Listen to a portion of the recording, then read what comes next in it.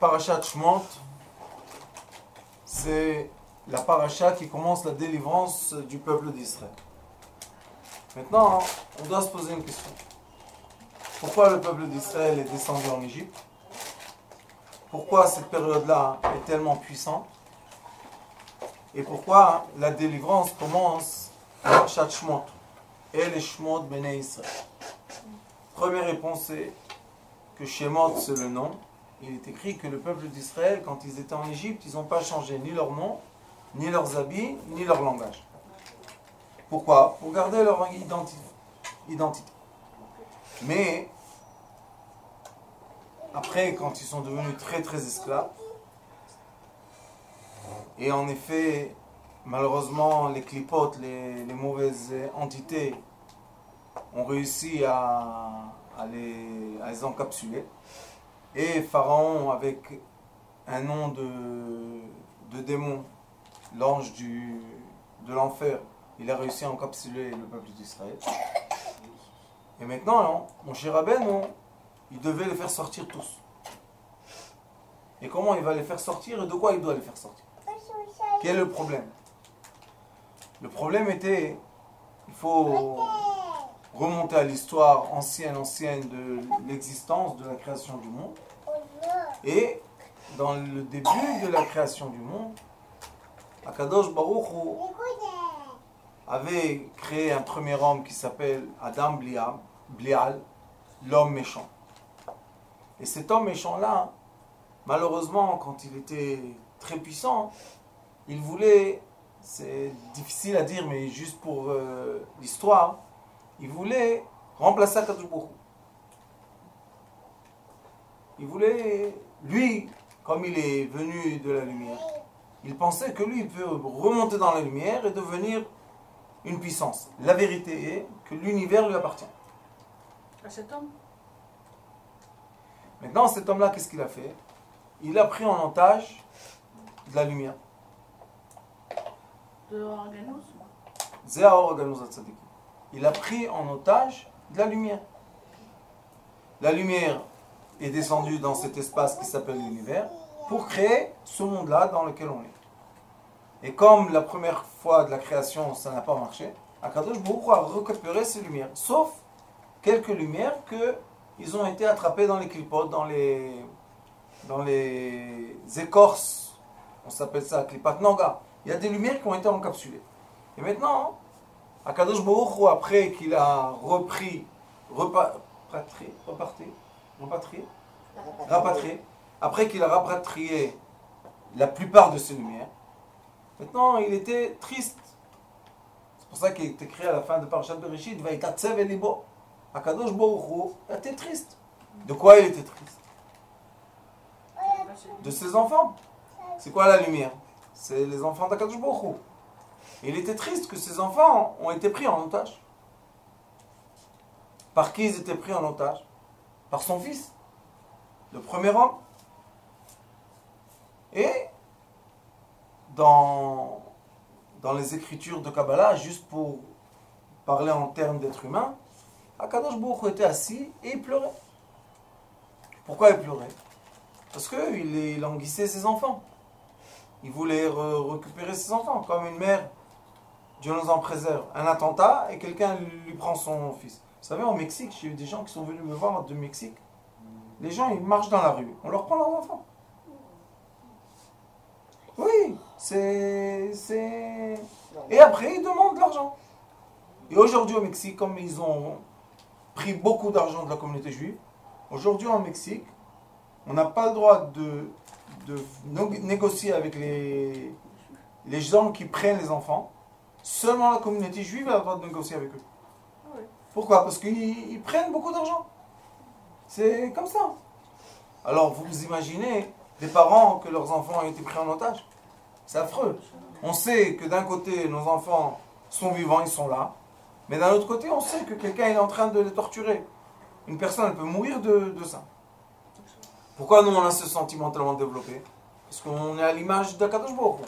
Ça veut dire que chez Akadosh Baruch Hu, il y a aussi ce sentiment très développé. Et où ils sont descendus toutes les lumières? Ils sont descendus, ça s'appelle Ervat Haaretz, l'intimité. l'endroit de l'intimité, ça s'appelle l'Égypte. Et là-bas, la plupart des lumières ont été en capsule. Et Akadosh Baruch Hu, il a attendu. Des générations entières, il a attendu. Les anges, personne s'est dévoué. Personne, les Neshamot, personne s'est dévoué. Après, est venu devant Akadosh Baruch Hu une grande Neshama. Qui? Avraham Avinu.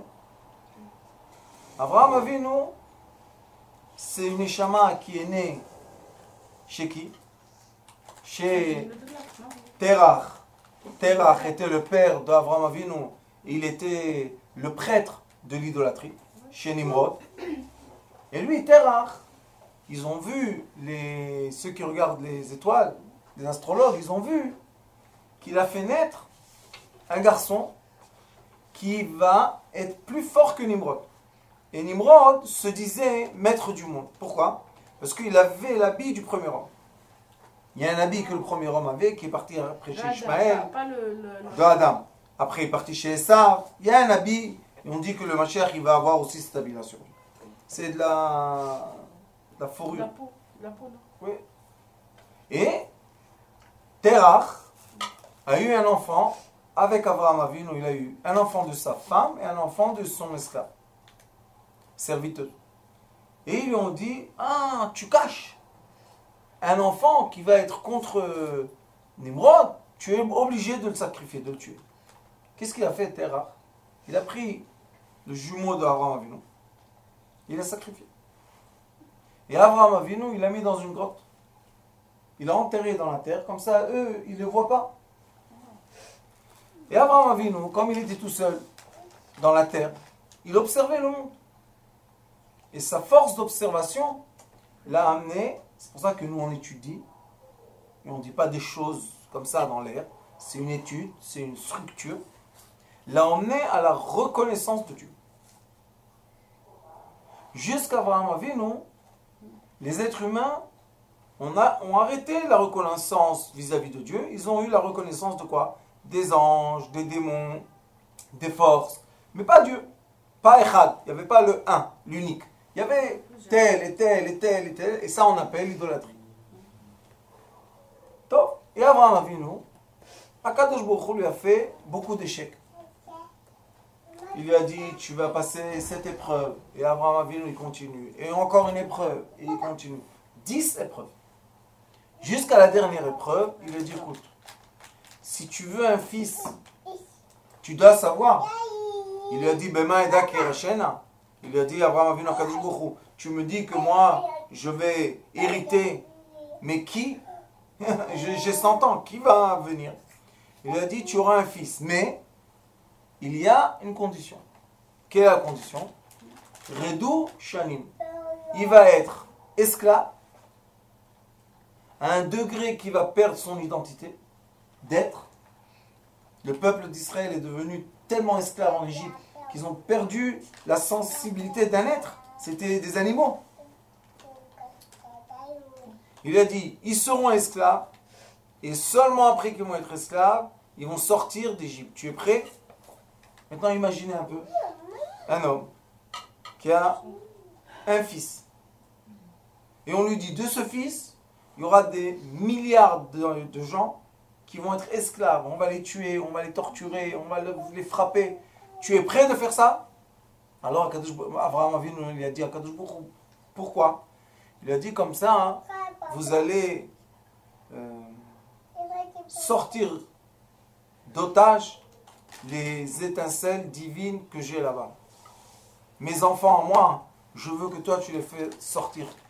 Alors Akadosh Baruch Hu, vous savez qu'est-ce qu'il a dit? Il a dit Ani Maskim. Brit Ben Abtarim, ça s'appelle. Il a fait avec lui un accord. Il faut quand même être ultra... tu es prêt à donner ton fils qui parte dans le mal, et dans le mal il y a du bien, pour qu'il emmène avec lui le bien du mal. Il faut très très fort. C'est son petit-fils, non? Son fils. On était les arrière-petits-enfants. Yaakov, c'était le petit-fils. Donc les arrière-petits-enfants. Et Yaakov, il a vu 600 000 hommes. Il a vu déjà le peuple d'Israël immense. Et lui, il était combien? Il était 70. 70 quand ils sont montés. Il a vu 600 000 hommes. On dit que le peuple d'Israël, il a envahi l'Égypte. Mais c'était tous des esclaves. Donc, ils n'avaient pas peur. Sauf les Lévis, non? Sauf les Lévis. Mais les Lévis, ils n'étaient pas tellement nombreux. Ceux qui étaient nombreux, c'était la plupart du peuple d'Israël. Non. Et pourquoi tout ça? Parce qu'Abraham Avinu a dit, Akadosh Baruch Hu, nous on n'est rien que des êtres humains. Mais toi tu es éternel. Ta tristesse éternelle vaut plus que notre vie limitée. Excusez-moi, Rav, les étincelles qui vont chercher, comment se fait qu'elles sont là-bas? Qui était là-bas avant? C'est ce que je vous dis. Ils ont kidnappé. Que le premier, le serpent, qu'est-ce qu'il a fait? Il a fait ce qu'il a fait avec Chava. Ah oui, oui, oui, j'oublie ça. Et le premier homme, qu'est-ce qu'il a fait? Il a fait ce qu'il a fait avec l'autre, la femme du serpent. Donc il y avait beaucoup d'étincelles qui sont tombées là-bas. Hervat Haaretz, ça s'appelle. L'intimité de la terre. Et vous voyez qu'elle est collée à la terre d'Israël qui s'appelle le cœur de la terre. Qui est collée à Irak. Irak, on dit? Irak, qui est le cerveau de la terre. Irak, c'est ça, vous avez dit? Babylone, c'est le cerveau. Jérusalem, c'est le cœur. Et l'Égypte, c'est l'intimité. Après, on a le corps supérieur qui est tout le nord du monde. Et on a le corps inférieur qui est tout le bas du monde, tout le sud du monde. Ça, c'est comme ça, c'est l'homme, le premier homme est étalé sur la terre. Donc, Abraham Avinu a dit, je suis prêt à me sacrifier pour toi. Et le but de ce sacrifice, c'est pour que toi, Kadosh Baruch Hu, tu récupères tes étincelles. C'est très très Très fort. très fort. Voir ses enfants, la dernière épreuve d'Abraham Avinu, il a égorgé son fils, il a brûlé. Comment tu fais ça? Et c'est le seul qui va te donner tes descendances. Non, alors qu'est-ce que tu... Il avait Ishmaël, après il avait d'autres enfants. Mais le fils duquel on parle, Asher Ahavta, c'est lui. Non, alors? Comment on fait quelque chose comme ça? Mais lui, Abraham Avinu, comme il a découvert Akadosh Baruch Hu, maintenant, il y a les deux cerveaux de l'être humain. L'être humain est composé de deux parties. On a la partie physique et on a la partie spirituelle. On n'est pas fait d'une chose. Et Abraham Avinu, c'est l'être, la brioute, qui est monté au spirituel. Qu'est-ce qu'il a vu? Lui, il a vu l'éternel. Il n'a pas vu maintenant son fils, ses petits-enfants. Il a vu l'éternité. Il a vu quoi? Il a vu la fin, il a vu le Mashiach. Il a vu que toutes les incestes se remettent et que le monde arrive à sa correction, on dit. Tikkun HaShalem. Oui, correction. Réparation. Lui, il a tout vu, Abraham Avinu. Donc il n'avait aucun doute. Même s'il a sacrifié son fils, il avait aucun Il n'a doute. pas sacrifié son fils. Comment ça? Où on voit ça? Je vais vous dire.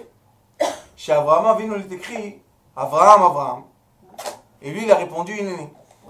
Chez Moshe, il est écrit Moshe, Moshe. Et lui aussi, il a dit Inéné. Pourquoi on double le nom? Pourquoi dans la Torah, il y a des fois Noach, Noach, Shmuel, Shmuel? Pourquoi la Torah, comme on sait elle diminue beaucoup les lettres, parce que chaque lettre c'est une force, pourquoi tout d'un coup on a deux fois Abraham? Quoi, ça suffit pas? Abraham, Inéné, ça suffit? Non. Abraham, Abraham. Et au milieu, il y a un pasek. Il y a un terme hébraïque qui est pasek, c'est une barre comme ça. Ouais. Cette barre-là représente l'écorce qu'il y a entre l'intérieur et l'extérieur.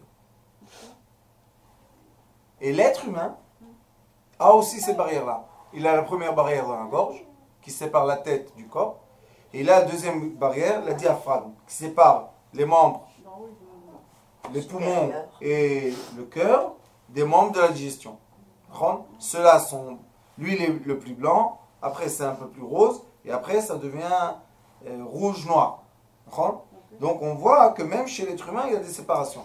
C'est quoi cette séparation-là? C'est les niveaux, les degrés de conscience que l'être humain atteint. Et d'après le niveau de conscience que tu as atteint, c'est la façon dans laquelle tu perçois Kadosh Baruch Hu. Si quelqu'un est dans le foie, ça s'appelle Nefesh, Behemit, c'est la vitalité bestiale. Lui, il perçoit Kadosh Baruch Hu par ses envies. On lui dit, mais pense un peu, comment Kadosh Baruch Hu serait content que tu fasses tel et tel. Il n'a pas d'outil mental pour percevoir. Après, il évolue, et il monte au cœur. Le cœur, ça s'appelle l'esprit, roi. Le cœur, c'est plus fin. C'est le cœur, qu'est-ce qu'il fait? Il assemble l'oxygène et le sang, et il les envoie dans le corps entier. C'est la pompe de la vie, le cœur. Donc, quand je suis dans mon cœur, je perçois Akadosh Baruch Hu, par exemple, par Va'afta. Je t'aime, Akadosh Baruch Hu. Mais quand je suis dans les envies, pourquoi je t'aime? Qu'est-ce que je t'aime? J'aime le manger, j'aime l'argent, j'aime les voitures, j'aime les femmes. Et après, il monte au cerveau. Le cerveau, il est froid. Ça s'appelle le sang blanc froid. Mais du sang blanc froid sort le liquide qui va descendre jusqu'en bas pour faire naître des enfants. Donc on voit qu'il y a une circulation. Ça commence par l'envie bestiale, ça passe au sentiment, la pensée, qui va faire naître un être. Donc Abraham Avinu, il est monté à un tel degré de perception et de connaissance d'Akadosh Baruch Hu, parce que lui, il a fait des recherches, Abraham Avinu. Je vous ai déjà beaucoup de fois dit comment c'est écrit dans Sefer Yetzirah, Shechakar, Vechatza, Vesha'al, Ve'ibit, Ve'ra'a. Il a voulu percevoir Akadosh Baruch Hu face à face. Il ne voulait pas dire je te crois que tu existes, ça me suffit. Non.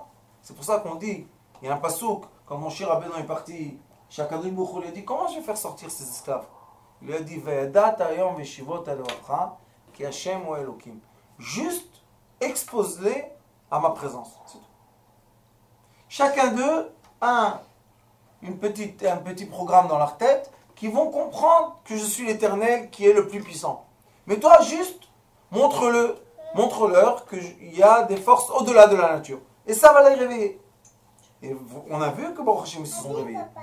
Donc, Shemot, c'est la naissance du premier Mashiach sur terre. Mon cher Rabbeinu est le premier Mashiach. Et ce Mashiach-là, après qu'il a passé tout ce qu'il a passé, il ne faut jamais oublier qu'il a été élevé sur les pieds de qui? De Pharaon. Et le Pharaon, c'est quoi? Il représente l'obscurité totale. Veut dire que l'obscurité enveloppe la lumière. Et après, la lumière arrive à se détacher de l'obscurité. Et qu'est-ce qu'elle fait? Elle va vers l'origine. La bougie, quand on voit la flamme, toujours vers le haut. Même si on bouge la bougie comme ça, la flamme va aller vers le haut. Ça veut dire que la lumière, toujours est aspirée, on dit? Attirée. Est toujours attirée par quoi? Par ce qui est supérieur. Alors, Akadosh Baruch Hu, qu'est-ce qu'il a fait? Il a fait naître mon cher Rabbeinu. Mon cher Rabbeinu, à quelques jours, il a été vivre chez Pharaon dans le royaume de Pharaon, chez sa fille Batia, qui n'avait pas d'enfant. Elle a dit que c'est son fils. Comment tu dis que le Mashiach est le fils du mal du mal? Comme on ne pouvait pas croire que Terach, c'était le prêtre de l'idolâtrie, il va faire naître un fils que lui, il va dénir toute l'idolâtrie.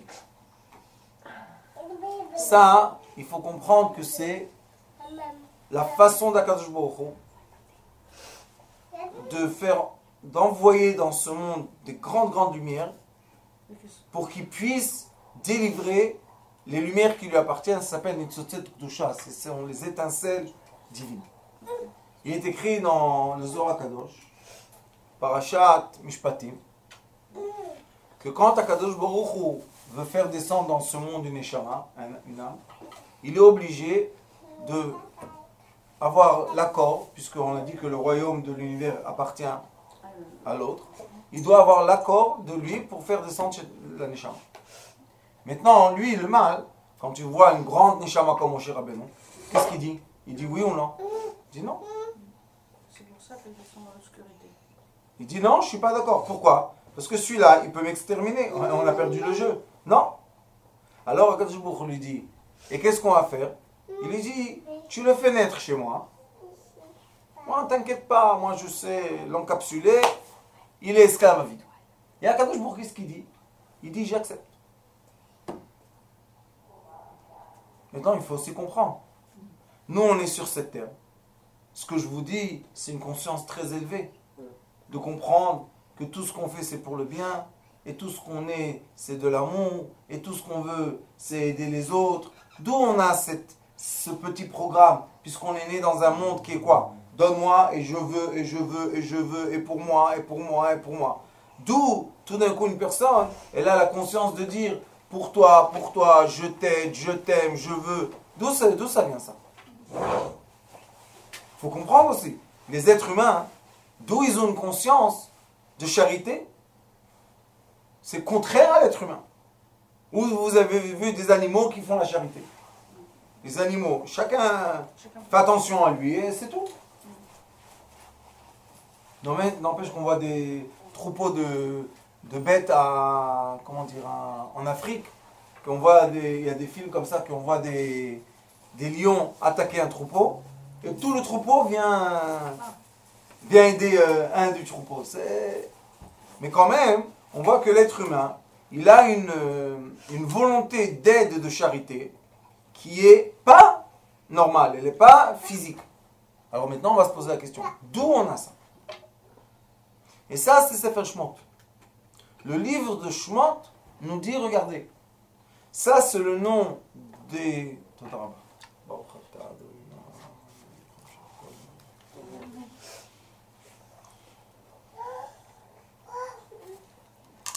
Le livre de Shemot, c'est le livre qui nous décrit le début de la délivrance. Si on étudie, si on va suivre bien ce qui est écrit, on va comprendre que même dans notre génération, il y a ce début. Je retourne à l'histoire de Parashat Mishpatim. Le mal, il dit à Kadosh Baruch Hu, écoute, tu veux faire descendre la Neshama de Yosef à Tzadik, il n'y a pas de problème. Mais tu le mènes chez moi, hein, tu ne le laisses pas chez Yaakov. S'il reste chez Yaakov, il ne peut pas descendre. Mais comme on a dit que Abraham Avinu, c'était la Neshama qui a dit à Kadosh Baruch Hu, on va se sacrifier pour toi. Non pas parce qu'on est des gens de la mort, mais au contraire parce qu'on est des gens de la vie. Parce que quand on est dans l'esprit élevé, il n'y a plus de vie physique, il y a la vie éternelle de la lumière. Donc Abraham, il a compris. Si on descend en Égypte et on prend les étincelles, on devient des êtres humains avec, ces étincelles, ça devient éternel, l'étincelle. Et comme Abraham Avinu, il est né chez Terach, la même chose, Moshe Rabbeinu, c'est vrai qu'il est né chez Amram, qui était fils de Lévi, mais tout de suite à la naissance, il était obligé de le faire sortir de la maison. Et elle l'a mis dans le Yor, le fleuve, le Yor. Maintenant, le Yor, c'est un des signes de quoi? De lumière de délivrance. Pourquoi? Yor, ça s'écrit Yud, Aleph, Vav, Resh. Il y a un Yud, un Aleph, un Vav et un Resh. D'accord? Je vais vous montrer quelque chose de magnifique. C'est quoi l'obscurité? Mais ça, il faut comprendre avec une conscience. Vous allez sur-réussir. Vous suivez tellement d'années les cours que vous êtes des grands amis des Chachamim déjà. Et pourquoi vous avez dit qu'il avait que Abraham n'a pas sacrifié Isaac? Parce que dans la tête d'Abraham Avinu, quand on dit Abraham, Abraham, Moshe, Moshe, ça veut dire qu'Abraham, au moment qu'il a sacrifié Yitzhak, il n'était plus dans la conscience bestiale. Il était dans la conscience éternelle. Regardez. Vous voyez ici, il est écrit Yo. Yeo. Maintenant, on va étudier. L'obscurité, le début de tout, c'est quoi? Bereshit, non? On a le bête avec le point. Le bête avec le point, le bête représente une sphère, que dans la sphère, il y a une obscurité. Le point représente l'entrée de la lumière dans l'obscurité. En hébreu, obscurité, chosher.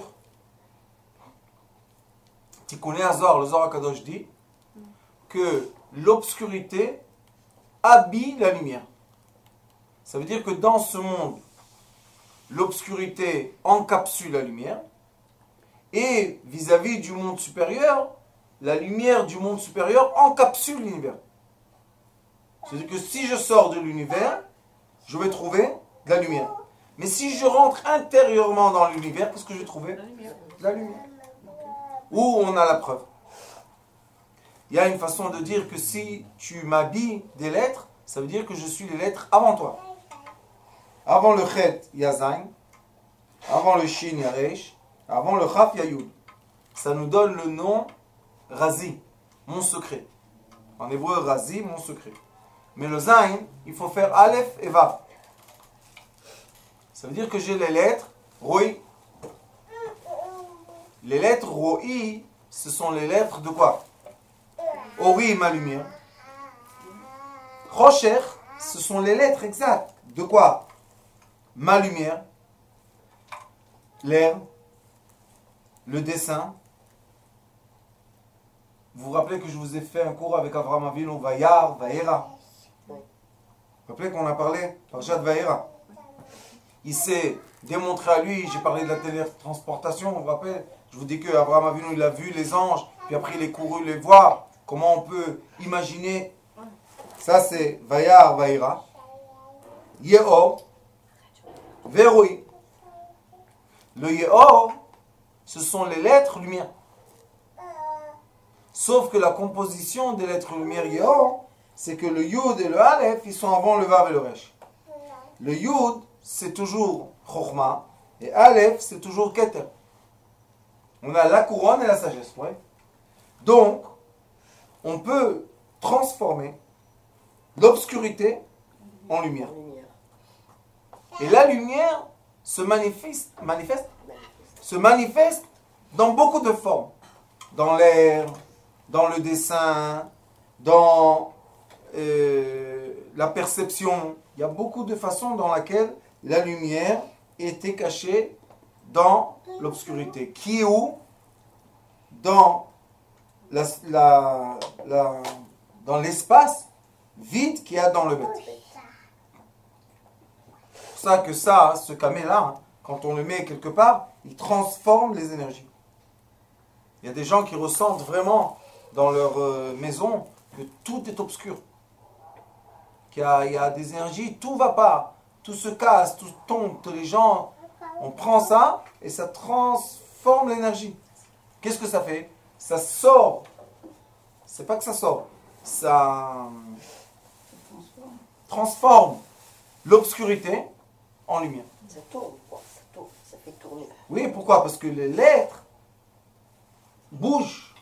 Alors on peut jouer avec les lettres. Donc Abraham Avinu, il a vu tout ça. Et on a mis Moshe Rabbeinu dans le Yeor. Mais le Yeor, qu'est-ce qu'il disait Pharaon, vous savez? Ani Yeor, li Yeori. Ça veut dire que le Yeor m'appartient à moi. Pourquoi? Parce que quand Yaakov Avinu est descendu en Égypte, il a béni Pharaon. Qu'est-ce qu'il lui a dit? Chaque fois que tu vas t'approcher du fleuve du Yeor, vous savez, c'est le canal, l'eau va monter vers toi et ça va arroser toute la terre d'Égypte. Donc lui, tous les matins, il allait dans le Yeor. Le Yeor montait. Les gens voyaient que Pharaon, c'est lui qui faisait bouger l'eau. Qu'est-ce qu'il disait? Après 2-3 générations, c'est Dieu. C'est lui qui arrosait tous les champs de l'Égypte. Donc lui, il disait, lui à la fin, même lui, il a commencé à croire, c'est moi le maître du monde. Comme l'Égypte n'a pas de pluie. Il y a juste le Yeor qui arrose les terres. C'est le Nil, non? Le Nil, il a dit, c'est moi. Et ça, c'est Yaakov qui a fait ça. Yaakov lui a béni ça. Que quand il va s'approcher du Yeor, le Nil va monter, il va arroser la terre d'Égypte. Et c'est comme ça que ça marche jusqu'à aujourd'hui. Ouais, jusqu'à aujourd'hui, ça marche. Le Nil monte et il arrose la terre. Sinon, l'Égypte, c'est une terre sec. Et C'est un désert. où on a mis Moshe Rabbeinu, la grande, grande, grande lumière, on l'a mis dans le Nil. Et dans quoi on l'a mis, Moshe Rabbeinu, vous savez? On l'a mis dans Zephet, goudron. Dans le goudron et le poids. Le poids. Dans du goudron. On met, Moshe Rabbeinu, une âme tellement forte dans du goudron. Le goudron, c'est noir, noir, noir. Pour vous montrer quoi? C'est étanche aussi. Que il n'y a aucun autre choix que faire naître des grandes échamotes dans les clipotes. Et comme nous intérieurement, nous avons le programme céleste de notre premier patriarche Abraham Avinu, que toute sa volonté était quoi? L'amour de Dieu, pour faire la volonté de Dieu. Et on voit des gens, toutes les générations, qui se sont donné leur vie pour ça. On se pose la question, pourquoi? Tu es riche, tu as tout ce que tu... Qu'est-ce que tu as besoin? C'est un programme interne.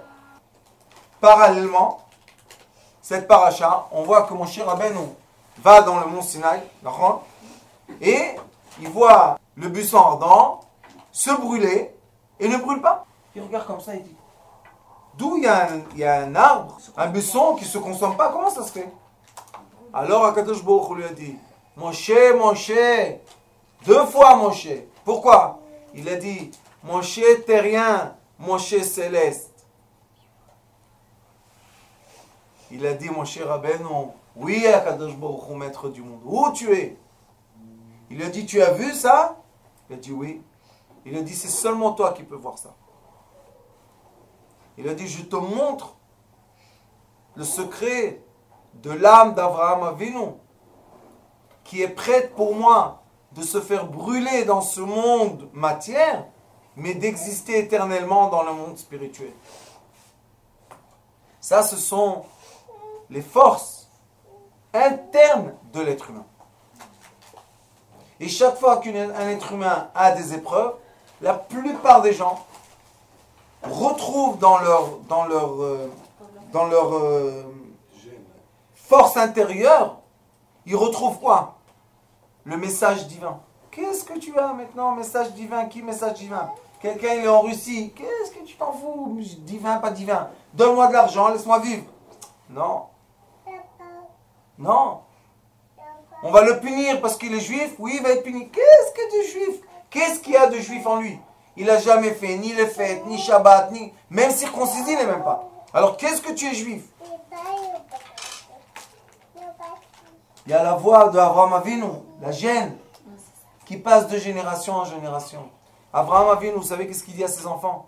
Sachez que je vous ai vus tous brûler, ne pas être consumés, parce que l'âme est éternelle. Et on est là éternellement, dans la matière, pour faire quoi? Pour relever les étincelles divines et les ramener à Kadosh Baruch. Et ça, c'est la force interne qu'il y a dans l'être humain, qui s'appelle la Teshuvah. C'est quoi la Teshuvah? Je retourne vers toi. Mais d'où tu retournes vers moi? De l'obscurité. Je suis là dans l'obscurité et je veux me déshabiller de ça pour dévoiler la lumière.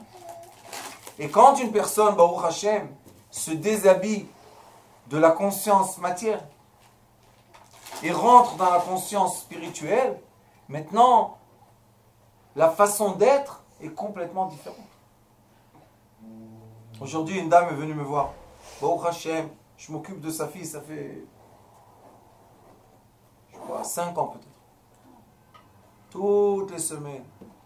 Pour qu'elle ne soit pas voyou, pour qu'elle n'aille pas se prostituer, pour qu'elle ne prenne pas la drogue, toutes les semaines. Comme les enfants que j'ai, pour j'ai beaucoup d'enfants. Et aujourd'hui, elle est venue, la mère. Tout le temps, elle était énervée avec moi, elle criait et tout. Aujourd'hui, elle est venue, elle a dit, Raph, maintenant j'ai commencé à étudier. Et j'ai compris qu'en effet, tu as sauvé la vie de ma fille. J'ai dit, moi, j'ai rien fait. Elle m'a dit, non, non, non. Je te dis qu'elle est là à côté de nous aujourd'hui. Elle n'est pas ni en prison, ni dans la drogue, ni dans la prostitution. Ah, grâce à toi. J'ai dit oui, mais toi, pendant 5 ans, tu n'as pas arrêté de me jeter des pierres et m'insulter et t'énerver avec moi. J'ai dit, je t'ai fait du mal.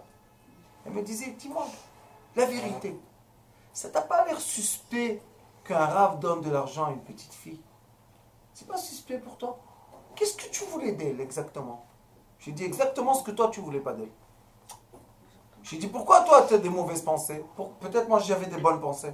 Je suis jamais seul, j'ai toujours quelqu'un avec moi dans la chambre. Qu'est-ce qu'il y a? Il me dit, oui, mais quand même. Pourquoi tu donnes? Qu'est-ce qu'il y a? Pour la sauver, pour qu'elle ne va pas avoir rien. Ah, Bah oui. ça c'est toi qui vois. Bah oui. Parce que tu as la perception qu'on a dans Sitre Chaim, qu'on veut aider. Mais les gens dans la rue, qu'est-ce qu'ils disent? Celui-là, regarde, c'est un monsieur, il a 50 ans. Une petite jeune de 14 ans, qu'est-ce qu'il y a? Ils ont les mauvaises pensées. J'ai dit maintenant, tu dis merci et pardon après que 5 ans tu as bien sali mon nom où tu pouvais. Il me dit, oh, excuse-moi. Je lui dis, moi, je t'ai excusé au début. Vous savez, la première fois que je l'ai vue, tu te rappelles, c'était à Champère. Elle est rentrée avec cette petite-là. Je lui ai dit, t'es pas venu pour toi, t'es venu pour elle. Elle me dit, mais je suis malade. Je lui ai dit, elle est plus malade que toi. Elle avait 12 ans, la petite. Très petite. Elle me dit, quoi? Je lui ai dit, pour elle, je l'ai appelée. Je lui ai dit, qu'est-ce que tu veux? Qu'est-ce qu'il y a? Pourquoi tu es comme ça? Elle allait avec des cheveux longs, comme ça. Elle cachait son visage. Et elle habite dans un endroit de voyous. Maintenant, elle a changé beaucoup. Ah oui. Elle est partie. Mais sa mère, elle habite. Drogue, prostitution. Hein? On va pas la sauver, celle-là?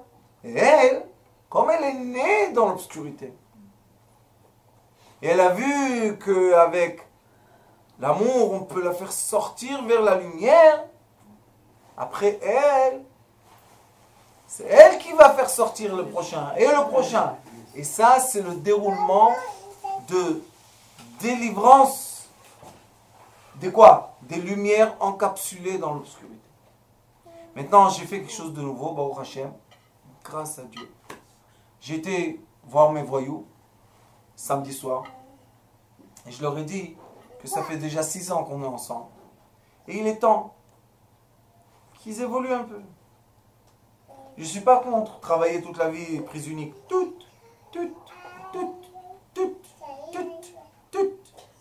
Et on te donne 10 minutes d'afsaka. Tu peux à peine faire une afsaka, on te crie. Hé, retourne de ta place. Je leur ai dit jusqu'à quand? Et les garçons, les pauvres, ils travaillent dans des travails. C'est pas que, quand on travaille, on ne vole pas, c'est déjà bien. Mais quand? Je leur ai dit, vous ne manquez pas de cerveau. Parce que si vous arrivez à résister la rue, ça veut dire que vous êtes très intelligent. Pas intelligent, très intelligent. Parce que la rue, il n'y a pas l'assistance sociale qui va t'aider, le psychologue. Il y a la rue, c'est rude. Alors maintenant, Baruch Hashem, on a fait quelque chose de nouveau. Avec un centre que j'ai l'école avec lui à Jérusalem.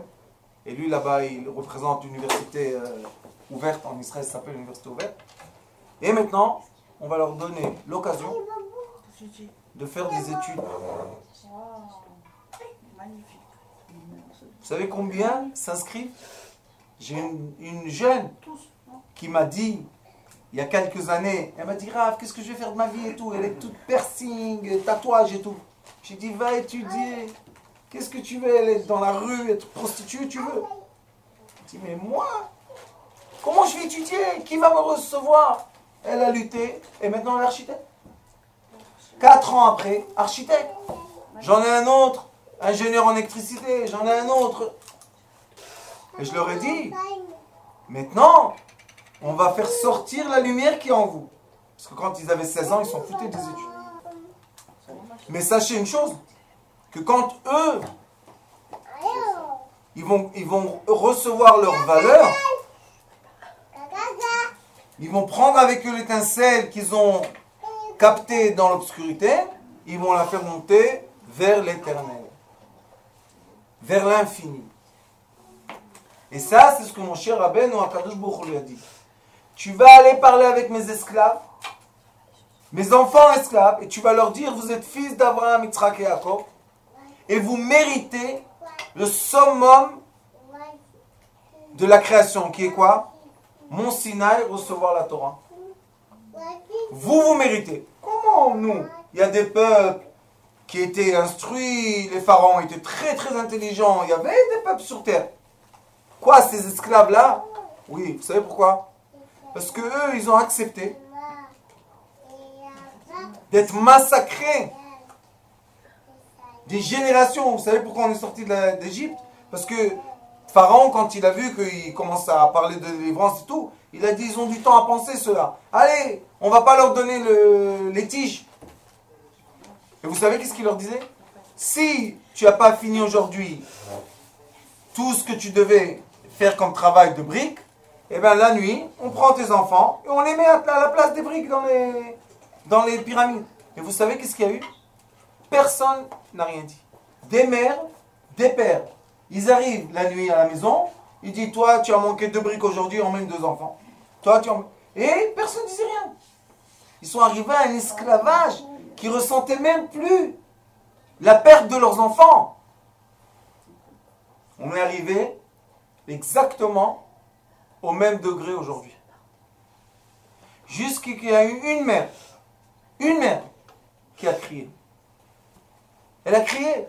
Elle a dit quoi? Kadosh Baruch Hu, tu nous laisses emmener des enfants au monde et après tu les mets dans les pyramides? Et elle a crié. Ce cri-là a commencé la délivrance. Il a entendu le cri. Pourquoi on n'a pas crié? Pourquoi on n'a rien dit? Parce qu'on est abruti. Par quoi? Par les souffrances, par le travail, par les machines. L'arnona, le srardira, le chashmal, le gaz, le téléphone, le iPhone. On n'arrête pas d'être encapsulé toute la journée. Tu vas les contraventions, tu vas payer les impôts, tu vas... Pour qui je travaille? Pourquoi je travaille? Pour qui? À la fin, à peine tu arrives à emmener du manger à la maison. Pourquoi je travaille? Mais si tu ne vas pas travailler, comment tu vas payer les prêts? Si tu ne vas pas prendre les prêts, comment tu vas avoir la voiture? Si tu n'as pas la voiture, comment tu vas aller au travail? Si tu vas... Et ça, pourquoi? Qu'on n'aurait plus aucun sentiment de ce qui se passe avec nos enfants.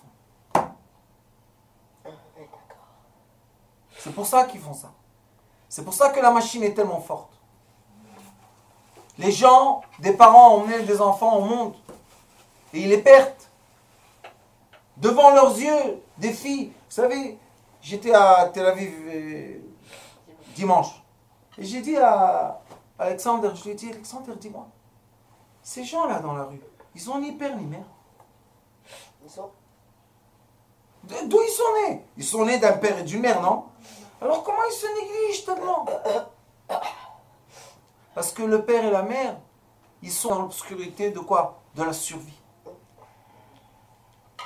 Tu as emmené un enfant au monde, tu le perds comme ça? Pour un oui, pour un non, tu le laisses partir? Malheureusement. Bats-toi pour lui. Qu'est-ce que c'est ça? Qu'est-ce que je peux faire? Et à peine il a du temps de parler avec toi, il te dit demain matin je dois me réveiller tôt parce que je dois aller au travail. Ah oui. Et si j'arrive pas à temps au travail, ben on va me renvoyer. Et si on va me renvoyer, comment je vais payer? Alors, tu as un fils qui est en train de couler dans... Qu'est-ce que je peux faire? Malheureusement. Une fois j'ai dit à un père, j'ai dit tu sais, C'est vrai ça. C'est trop. ton fils il est en train de couler, pourquoi? Parce qu'il n'a pas de père. Et toi tu viens pleurer qu'il coule, eh ben arrête ton travail, va avec lui en vacances 3 jours, tu récupères ton fils. Qu'est-ce qu'il me dit? J'ai pas de jour de... Repos. J'ai pas de jour de repos. De congé. Je lui dis, et ton fils? Il me dit, qu'est-ce que je peux faire? Comme en Égypte, esclave, qu'est-ce qu'on peut faire? Quoi, qu'est-ce que tu peux faire? Arrête de travailler et va sauver ta vie. Quoi, je vais pas me réveiller demain matin au travail? On va me renvoyer du travail. Je dis, même Baruch Hashem qui te renvoie du travail. Comment je vais payer mes dettes? Je dis, pourquoi tu as des dettes?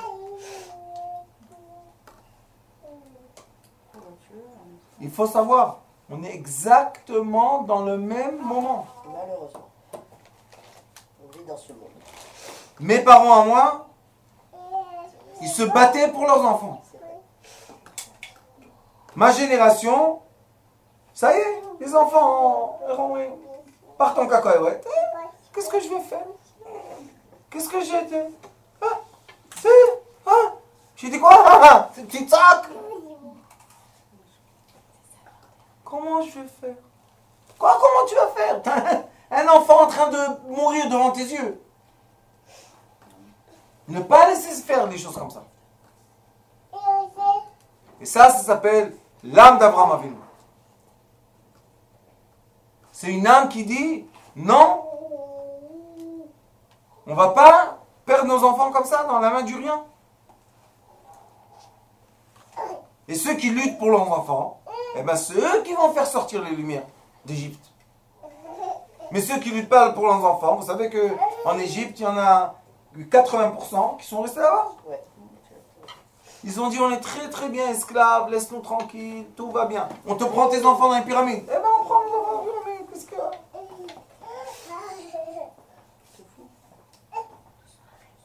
Et si on perd le sentiment paternel, alors maintenant il faut se remettre en grande question. Qu'est-ce qui se passe avec nous? Ça c'est Shmot. Shmot c'est Shin et Mavet. Tu as où le Shin? Céleste, lettre céleste, de 3 Vav et 3 Yud. Où tu as Mavet, la mort. Maintenant tu as des enfants, tu l'as reçu cadeau du ciel, bats-toi pour eux. Vous savez combien de mères envoient leurs enfants à l'école, malades, sales, tout ce que vous voulez. Pourquoi? Parce qu'elle n'a pas le droit de venir en retard au travail. Je ne parle pas de manquer un jour. Et si elle vient en retard au travail, on la jette du travail. Après, qu'est-ce qu'elle va faire la pauvre? Alors je dis, je préfère envoyer mes enfants comme ça. Et qu'est-ce que je vais faire? C'est la vie. Je connais la vie. Qu'est-ce que c'est ça? Ça, c'est l'obscurité. Mais nous, on est de la lumière. Et c'est pour ça que notre rôle, c'est d'avoir la responsabilité de garder ce cadeau précieux qu'on a reçu qui s'appelle nos enfants et faire attention à eux. Et ne pas les donner dans la main de l'obscurité comme des troupeaux qui vont être à l'abattoir. Non? Et c'est ce qu'Akadosh Baruch Hu attend de nous. Il dit, je sais que j'ai créé un monde obscur, mais celui qui est sage, il transforme l'obscurité en lumière. C'est ce qui est écrit dans le Zohar Kadosh. L'obscurité est seulement l'habit de la lumière. Mais si tu regardes dans l'être humain, qu'est-ce que tu trouves? La lumière. Élève la lumière de l'être humain. Tu auras un voyou? Non, tu auras un tzaddik. Et c'est pour ça qu'on dit Ain Tov ou Yevourach. C'est quoi Ain Tov? Celui qui a un œil bien, c'est celui qui quoi? Qui peut bénir. C'est quoi un œil bien? Regardez toujours dans l'être le bien de l'être. Et non pas l'extérieur. L'extérieur, c'est n'importe quoi. Regardez ce qui est bon. Rasé, tatoué, piercing. Regarde l'intérieur de l'être. Et quand tu sais observer l'intérieur de l'être, tu vois une Neshama, Avraham, Avinu, Moshe, Rabbeinu. Baruch Adonai l'Olam. Amen, amen.